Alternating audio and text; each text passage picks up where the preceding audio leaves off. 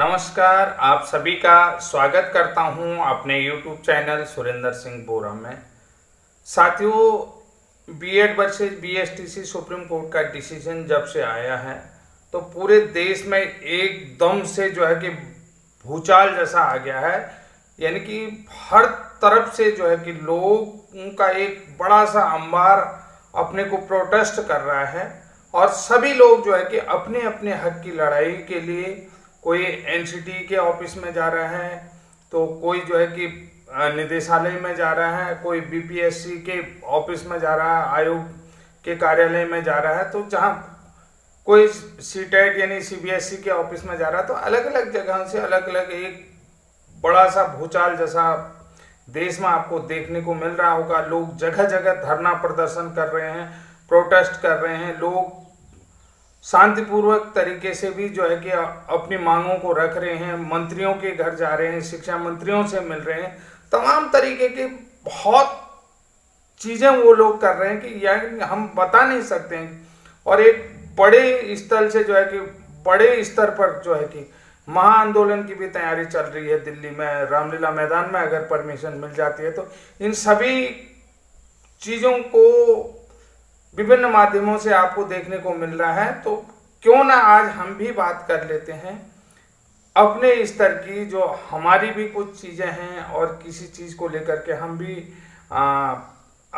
अपने अधिकारों या अपने राइट्स को कहो, उनको भी प्रोटेस्ट कर रहे हैं, अपने अधिकारों की बात कर रहे हैं। तो जिसको लेकर के हमने माननीय हाईकोर्ट नैनीताल में याचिका लगा रखी है। तो उत्तराखंड के तमाम साथी जानना चाहते थे कि ब्रिज कोर्स को लेकर के क्या नया कुछ हो रहा है। बहुत सारे साथी जानना चाह रहे थे, चाहे वो हमारे उत्तराखंड के जितने भी 13 जिले हैं, गढ़वाल से हों, पौड़ी गढ़वाल से हों, चमोली से हों, रुद्रप्रयाग से हों, उत्तरकाशी से हों, हरिद्वार से हों और पिथौरागढ़ से हों, बागेश्वर से हों, चंपावत से हों, अल्मोड़ा से हों, उधम सिंह नगर से हों, तो सोच लीजिएगा नैनीताल से हो। तो ये सब तमाम साथी जिन्होंने ब्रिज कोर्स को लेकर के एक नई उम्मीद लगाई है, पहले वो लोग भी उम्मीद छोड़ चुके थे, बीएड को लेकर के ज़्यादा पॉजिटिव थे, तो अब उनको एक नज़र आ रही है ब्रिज कोर्स। और पूरे देश में जितनी भी याचिकाएं लग रही हैं तो उन याचिकाओं में भी ब्रिज कोर्स की बात उठ रही है। लेकिन सबसे बड़ी गलती ये रहे कि जो सुप्रीम कोर्ट का डिसीजन आया उसमें ब्रिज कोर्स को लेकर के पैरवी नहीं की गई, यानी कि ब्रिज कोर्स के पॉइंट को लेकर के फोकस नहीं किया गया। जो बीएड वर्सेस बीएसटीसी केस था, अगर सुप्रीम कोर्ट में ब्रिज कोर्स को लेकर के 2018 के गजट के नोटिफिकेशन के बजाय जो है कि 2017 के ब्रिज कोर्स नोटिफिकेशन पर फोकस हो जाता तो निश्चित रूप से तस्वीरें कुछ अलग टाइप की होती। क्योंकि फरवरी 2017 में लगभग मेरे ख्याल से संसद में एक बिल या विधेयक जो भी लाया जाता है वो लाया गया, तो उस विधेयक के अनुसार से ही जो है अगस्त 2017 में एनआईओएस डीएलएड ओडीएल प्रोग्राम के रजिस्ट्रेशन हुए। उसके बाद अक्टूबर 2017 में बीएड ब्रिज कोर्स के रजिस्ट्रेशन हुए। तो जिस चीज को लेकर के सुप्रीम कोर्ट ने फैसला सुनाया, अर्थात आरटी एक्ट, शिक्षा के अधिकार अधिनियम के तहत शिक्षक को जो है आरटी के मानकों के अनुसार प्रशिक्षित होना था, तो उन्हीं मानकों के अनुसार इन ब्रिज कोर्स वालों को भी पूरे देश में प्रशिक्षित किया गया। यानी कि एक जो 1 to 5th टीचर पढ़ाएगा तो उसे जो है कि टीचर होने के जो मिनिमम क्वालिफिकेशन क्राइटेरिया है, यानी कि क्वालिटी एजुकेशन, यानी जो है कि क्वालिटी एजुकेशन कहो या क्वालिटी एजुकेशन कहो, तो उस क्वालिटी एजुकेशन देने के लिए एक शिक्षक का प्रशिक्षण कैसा होना चाहिए, ये सारी चीजें जो है कि आरटी के मानक तय करेंगे और आरटी के मानकों के अनुसार होना चाहिए, ये एनसीटी के गाइडलाइन में कहा गया था। और एक बीएड प्रशिक्षित को अगर 1 to 5th पढ़ाना है तो वो तब पढ़ाएगा जब उसे अपॉइंटमेंट के 2 साल के भीतर 6 महीने का ब्रिज कोर्स कर लिया जाएगा। तब जो है कि वो जो है कि क्वालिटी टीचर कहलाएगा, यानी कि क्वालिटी टीचर कहलाएगा। उससे पहले वो जो है एंट्रेंस टीचर कहलाएगा। अब जब देश में बात आ रही है कि जब आप पहले से जो है कि उन्होंने क्या कि देखिए, सबसे पहले तो ब्रिज कोर्स को बहुत कम लोग समझा पा रहे हैं और समझ पा रहे हैं कि ब्रिज कोर्स का एक ड्रॉबैक जिसको कह सकता हूं कि वो ड्रॉबैक क्या है कि लोग ब्रिज कोर्स को लेकर के जो एक उचित फॉर्म एडवोकेटों के सामने जो है कि अपनी बात को रख नहीं पा रहे हैं। यहां पर भी दिक्कत आ रही है बहुत सारे प्रदेशों में। देखिए, सबसे बड़ी चीज है कि हम जिक्र करते हैं जो एनसीटी का गजट है 2010 में 1 to 5th पढ़ाने के लिए टीचर को दिशा निर्देश दिए थे एनसीटी ने। 1 to 5 की कक्षाओं को पढ़ाने के लिए 23/8/2010 को एनसीटी ने एक मानक सेट किया था, यानी कि एक क्राइटेरिया सेट किया था। उस क्राइटेरिया के अंतर्गत टीचर को आरटी के मानकों के अनुसार प्रशिक्षित होना चाहिए और जो लर्निंग आउटकम्स है उस लर्निंग आउटकम्स में जो है कि 6 से 14 वर्ष के बच्चों को पढ़ाने के लिए आरटी के सभी मानकों का पूरा होना जरूरी था, जो लर्निंग आउटकम्स है। तो इसमें जो है कि सबसे बड़ा फोकस पॉइंट रहा क्वालिटी एजुकेशन। तो वहीं पर देखा गया कि इन टीचरों को भी प्रशिक्षण की आवश्यकता है, जो लोग एंट्रेंस टीचर हैं। तो उस प्रशिक्षण को लेकर अब ठीक है 2012 में भी यही बात कहेगी, दोहराएगी। तो सबसे बड़ा सवाल, कल हम भी अपने एडवोकेट से मिले क्योंकि जब सुप्रीम कोर्ट का डिसीजन आया है तो अपने एडवोकेट से मिलना भी जरूरी था। और देखिए, पहले जो है कि सबसे बड़ी बात है, ब्रिज कोर्स को एनसीटी का गजट 2018 जो है सपोर्ट कर रहा था। अब इस समय क्या है कि एनसीटी का गजट 2018 ब्रिज कोर्स को सपोर्ट नहीं कर रहा है, क्योंकि यानी कि वो जो है कि हमारे लिए अब घातक बन गया है एनसीटी। तो उसको लेकर के भी मेरे एडवोकेटों के साथ मीटिंग थी, लगभग 4 घंटे के आसपास हम लोग बैठे, बात करी हमने कि क्या चीज़ है। तो मेनली क्या है कि जो ब्रिज कोर्स है वो एनसीटी के गजट 2018 के परिधि से बाहर है, यानी कि जो ब्रिज कोर्स की रूपरेखा तैयार की गई है वो जो है एनसीटी ने अपने दिशा निर्देश में तय किए गए हैं। जब एमएचआरडी ने जो है मानव संसाधन विकास मंत्रालय ने देश में उस प्रशिक्षण की आवश्यकता को समझी, यानी कि कुल मिलाकर के मानव संसाधन विकास मंत्रालय, शिक्षा मंत्रालय, तमाम मंत्रणाओं के बाद जो है जो मेन बॉडी होती है, उन मेन बॉडियों के देखिए जो एकेडमिक बॉडी होती है एनसीटी की जो सपोर्ट बॉडी होती है, एनसीटी की सपोर्ट बॉडी हो जैसे एमएचआरडी है और लिटरेसी विभाग है, एजुकेशन एंड लिटरेसी विभाग है, अन्य जो स्टेट की जो है कि एजुकेशन डिपार्टमेंट है, ये सब जो है कि एनसीटी के सपोर्ट डिपार्टमेंट है, जैसे एससीईआरटी है, एनसीईआरटी है। तो इन सब से मंत्रणा करने के बाद एक सिलेबस तैयार किया गया, और ताकि वो क्वांटिटिव एंड क्वालिटिव एजुकेशन को प्रोवाइड करा सकें एज ग्रुप 6 to 14, समझ नहीं। तो अब यहाँ पर एज ग्रुप 6 to 14 को कौन टीचर जो है कि टीच करेगा, या कौन जो है कि टीचर अपॉइंटमेंट होंगे जिनका ट्रेनिंग स्किल आरटी के मेजरिंग के अकॉर्डिंग होगा, जिनका जो ट्रेनिंग स्किल होगा वो आरटी एक्ट 2009 के मेजरिंग स्किल के अंडर होगा, तो वही लोग टीचर बनेंगे। यानी कि ऐरा गैरा नथु खैरा ये लोग नहीं कहते। तो हमारी भी बात हुई तो ठीक हुआ, तो एडवोकेट ने से भी हमारी बात हुई, तो हमने कहा कि सर जब हमारे अंदर कोई कमी नहीं है, देखिए आप एक टीचर बनने के लिए आपकी गाइडलाइन ये कहती है कि हम टीचर उसको अपॉइंटमेंट करेंगे जो पूरी तरीके से प्रशिक्षित होगा, यानी कि हम यहाँ पर ये कहते हैं कि जो टीचर बनने के लिए आरटी एक्ट के अंतर्गत मिनिमम क्वालिफिकेशन क्राइटेरिया है, उस क्वालिफिकेशन क्राइटेरिया में फिट बैठेगा, उनको हम टीचर अपॉइंटमेंट करेंगे फर्स्ट में, ठीक है। यानी कि जिसके अंदर किसी भी प्रकार की डेफिशिएंसी नहीं है।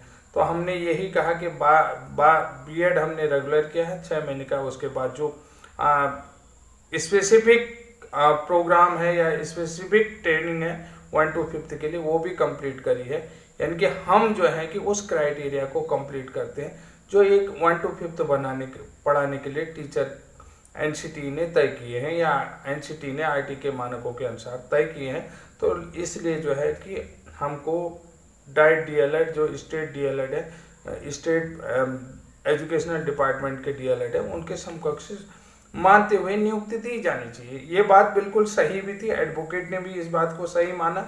तो उसको किस तरीके से रखा जाएगा इस बात को अभी हम तो कुछ नहीं बता सकते, इस बात को बिल्कुल सही माना गया है। और दूसरी बात देखिए कि आपके पास प्रमाणों की बात की जाती है। देखिए आपके पास क्या प्रमाण है कि आपने 18 की, देखिए स्टेट के अंदर जितने भी एजुकेशनल ट्रेनिंग इंस्टीट्यूट हैं, उन एजुकेशनल ट्रेनिंग इंस्टीट्यूटों के द्वारा ही हमारा जो ट्रेनिंग प्रोग्राम स्टेट में तय किया गया।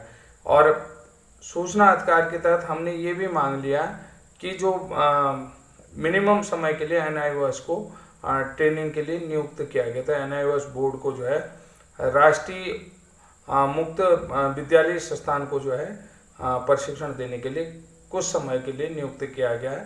ये सूचना अधिकार के तहत हमने ले भी लिया और ये जो है हमने अपने एडवोकेट के माध्यम से कोर्ट को भी देने का प्रयास कर रहे हैं। तो साथियों, अब अगर बात करते हैं ब्रिज कोर्स को लेकर के हाई कोर्ट सुप्रीम कोर्ट की सुनवाई, अगर सुप्रीम कोर्ट में ये कहा जाता है कि 2017 में पूरे देश में एक साथ अंतिम चेतावनी देते हुए, एक गाइडलाइन अंतिम मानक तय करते हुए, यानी कि 31 मार्च 2019 तक आखिरी समय, आखिरी तय समय या आखिरी निर्धारित समय के अनुसार ही आपने 2019 31 मार्च तक प्रशिक्षण लेना है। इसके बाद आपको प्रशिक्षण नहीं करवाया जाएगा। ये भी एक आखिरी डेडलाइन भी, ये लाइन भी बड़े काम करेगी। इसके बाद प्रशिक्षण नहीं करवाया जाएगा। तो सबसे पहली चीज होती है, ये भी हमारे केस को सपोर्ट करती है कि जब आपने भैया आखिरी वो दे रखा है कि तय सीमा दे रखी, इसके बाद नहीं कराया जाए, तो पहले इनका हक बनता है कि इनको नियुक्ति दी जाए।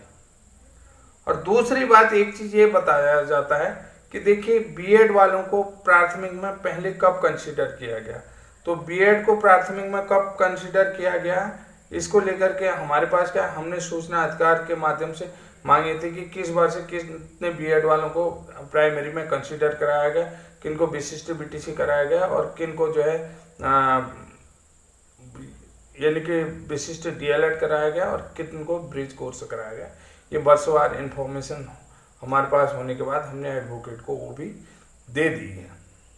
तो साथियों, अब देखिए सबसे बड़ी बात ब्रिज कोर्स को लेकर के जितने भी महत्वपूर्ण पॉइंट थे एडवोकेट के माध्यम से चर्चा हुई, उन चर्चाओं को तो एडवोकेट साहब ने ये माना कि निश्चित रूप से आपकी बात भी सही है और आपकी बात को हम समझते भी हैं कि, लेकिन हमें इसमें थोड़ा सा प्रयास करना पड़ेगा कि देखिए एनसीटी के गजट 2018 हमको कहाँ सपोर्ट करता है और अब हमें कहाँ पर किस चीज़ के आधार पर सपोर्ट है, क्योंकि अभी तो जो सुप्रीम कोर्ट का फैसला है वो बीएड के अगेंस्ट है। उसके बाद एनसीटी की नई गाइडलाइन नहीं आई है। एनसीटी और राज्य स्टेट एजुकेशन पॉलिसी क्या बनती है, देखिए सेंट्रल एजुकेशन पॉलिसी में एनसीटी क्या बनाती है और स्टेट एजुकेशन पॉलिसी में क्या स्टेट अपने पॉइंटों को रखता है, वो सब चीज़ों को ध्यान में रखते हुए हमने केस को आगे बढ़ाना होगा। यही हमारी प्रक्रिया चल रही है। अब यहाँ पर बात करें कि अगर पूरे देश में, पूरे देश के सभी राज्यों के ब्रिज कोर्स प्रशिक्षित अगर एक बार जो 2017 का ब्रिज कोर्स का नोटिफिकेशन को लेकर के अपने यहाँ के हाई कोर्ट में याचिकाएं लगाते हैं, जिन्होंने जो है कि ब्रिज कोर्स को लेकर के, क्योंकि ये एनसीटी के गजट से पहले की रूपरेखा है, पहले ये बनाया गया है कि एनसीटी के गजट 2018 में तय नहीं किया गया है, यानी कि ये प्रोग्राम का सेटबैक जो है कि 2017 में ही हो गया था। एनसीटी के गजट 2018 में तय नहीं किया गया था, ये कोर्ट को बताना पड़ेगा। और ये भी बताना पड़ेगा कि जो उनकी लास्ट डेडलाइन थी 31 मार्च 2019, आखिरी रूप से आखिरी यानी कि अंतिम रूप से जो है कि सभी को प्रशिक्षण लेना अनिवार्य है, जो लोग अनट्रेंड हैं। ये भी जो है कि बात सुप्रीम कोर्ट में रखना चाहिए मेरे हिसाब से। जो भी अभी हमारे रिव्यूज लगेंगे, पुनर्विचार याचिका लगेगी और उसके बाद जो है रिवील याचिका लगेगी, यानी कि हमारी अपील की जाएगी, री अपील याचिका लगेगी कि हम लोग निवेदन करते हैं कि हमको 1 to 5th में रखा जाए। किसी का सब्जेक्ट कॉम्बिनेशन नहीं है, कई लोग किसी तरीके से नहीं है, कई लोग बहुत सारी दिक्कतें हैं, टेट सेकंड पास नहीं है, फर्स्ट पास है। तो इस तरीके को ध्यान में रखते हुए उसके बाद एनसीटी का गजट का भी आधार बनता है। ये सारी बातें जो है कि सुप्रीम कोर्ट में भी रखी जानी चाहिए कि रिव्यू पॉइंटों में, ताकि इसमें फोकस हो सके। अगर बहुत सारे लोग एनसीटी के गजट 2018 के आधार पर ब्रिज कोर्स को रख रहे हैं तो ये सरासर गलत है, क्योंकि एनसीटी की रूपरेखा यानी कि जो फ्रेमवर्क था वो 2017 में बन चुका था। तो ब्रिज कोर्स का जो फ्रेमवर्क बना हुआ, फ्रेमवर्क पे काम हुआ और रजिस्ट्रेशन हुआ, ये अखबारों का विज्ञापन कब निकाला, सरकारी बजट कितना खर्च हुआ और कौन कौन से ट्रेनिंग स्थल रखे हुए, हर राज्य के लोगों को अपने यहाँ से सूचनाधिकार के माध्यम से मांगना चाहिए। तो साथियों, ये तो था ब्रिज कोर्स को लेकर के अपडेट। अगर ब्रिज कोर्स को लेकर के जो भी साथी अपने राज्यों में याचिका लगाना चाहते हैं तो हम लोग निश्चित रूप से सपोर्ट कर रहे हैं। राजस्थान की टीम कर रही है, हिमाचल प्रदेश की टीम कर रही है, उत्तराखंड की टीम कर रही है, अभी पंजाब में जो है कि याचिका की तैयारी चल रही है। तो सुभाष जी जो है कि याचिका को लेकर के अपने एडवोकेटों से संपर्क कर रहे हैं, एडवोकेट चीज़ों को समझ रहे हैं कि क्या होना चाहिए, क्या नहीं होना चाहिए। तो ये अन्य राज्यों में भी अगर ब्रिज कोर्स आगे जाता है तो निश्चित रूप से बीएड के लिए एक रास्ता बनता है।